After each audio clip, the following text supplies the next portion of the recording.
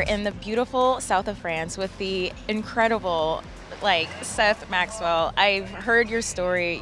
I can't wait for everyone else to hear it. So tell us what you're up to, how you got here.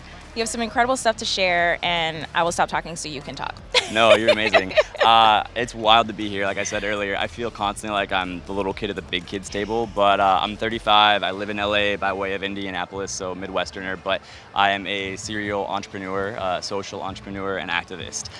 So when I was 19, I started an organization called the Thirst Project, which today is the world's largest youth water org. It's a movement of about 360,000 high school and college students every year who help build water, sanitation, and hygiene projects in communities around the world. To date, we've mobilized about 2.2 million students who have done walks, dances, video game tournaments. They are at about 800 campuses around the world, and we've brought about 600,000 people in 13 countries clean water for life. But that's not what I do most of my time now. Out of that was born an organization 4 years ago called Legacy. And Legacy is a movement of young people working to change the world, but not just water. Because at Thirst Project, our primary focus really was raising money from these students. I found activism was not necessarily gatekept, but really inaccessible to lower income communities who are deeply passionate about it. And so for us, we started an organization that exclusively never asks students for money, but teaches young people how to use their time, their money, their voice, or their vote to change the outcome of things that matter the most. It's wild to think about how much of a disconnect there can be when people are engaging with youth, but yet they're literally our future. And they have opinions, and they're voting with their dollars, and they're voting with their tweets, and they are telling us what they need. And sometimes it's really hard for us, I say us because we are grown up now, to understand that. But tell me, what's the power of young people, the power of young voice, and how do we make sure that we get out of the way so that they can do what they need to do to save the planet and create the future that we all deserve? Yeah, I would say they're not the future, they're the present, right? Ooh, I mean, today, Gen Z makes up already 30% of the population. They already today control over $100 billion in spending power. Gen Alpha coming right behind them, even more. But it is wild. We were talking about just being here at Cannes.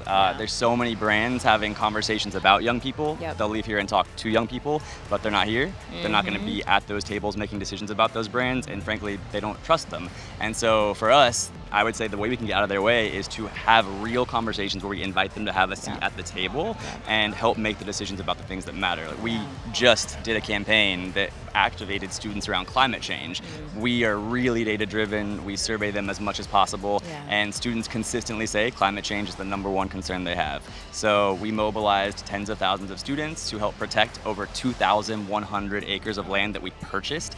Didn't cost the students anything. We found a private donor who funded it. All our students had to do was commit to reduce their own carbon emissions by either giving up meat, biking, walking, or taking public transit, or reducing their shower time or taking cold showers, and it unlocked a donation. But it was incredible. I mean, these students literally purchased 2,100 square acres of rainforest land that is exceptionally good at carbon capture and carbon storage, and titled it over to Indigenous people for stewardship, and it didn't cost them anything. So we sit at this really interesting intersection of like brand, celebrities or talent, and our army of young people. Right. And what's the value prop for like a brand who wants to get involved, and why do they need to deeply understand the power of young people?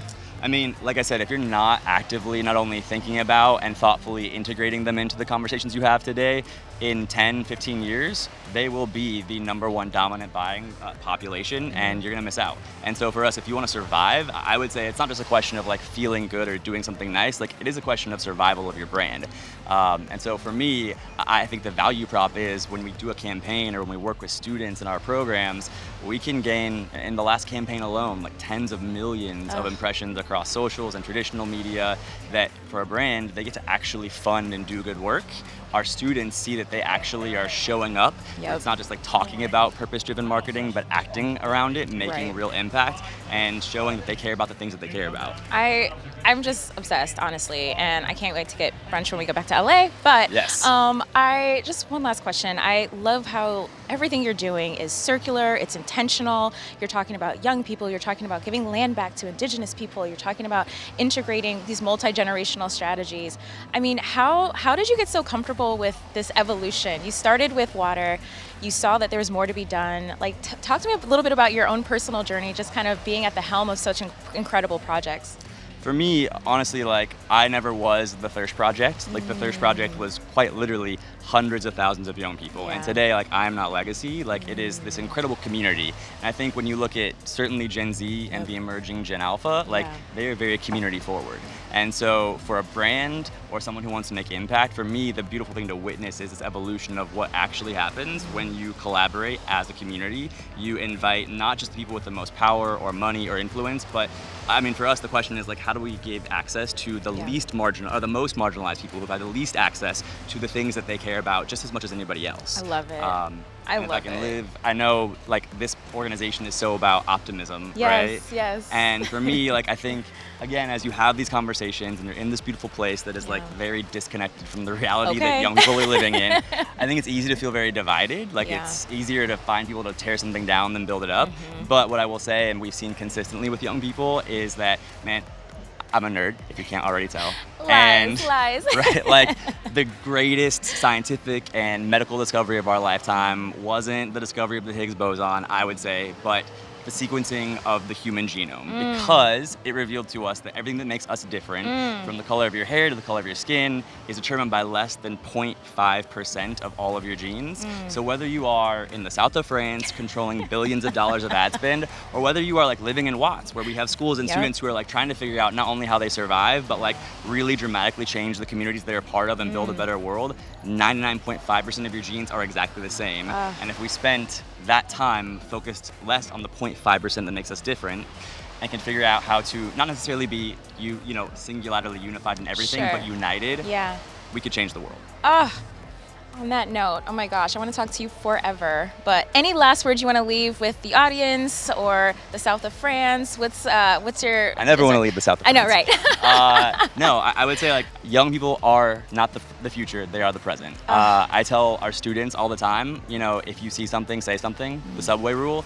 There are so many people here who aren't having those conversations with students because they've been around the block and they have incredibly valuable experience, but sometimes they believe things should be done a certain way because of that experience, and they're totally wrong. And in the same way, I tell our students, sometimes you will have a fresh set of eyes, you will be untested, untainted, and totally right.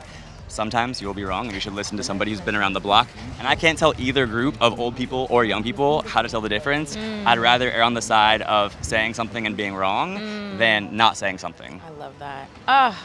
The amazing Seth Maxwell. Thank you so much for your time. Thank This you is guys. incredible. Keep up the great work. This is so much fun to talk to you.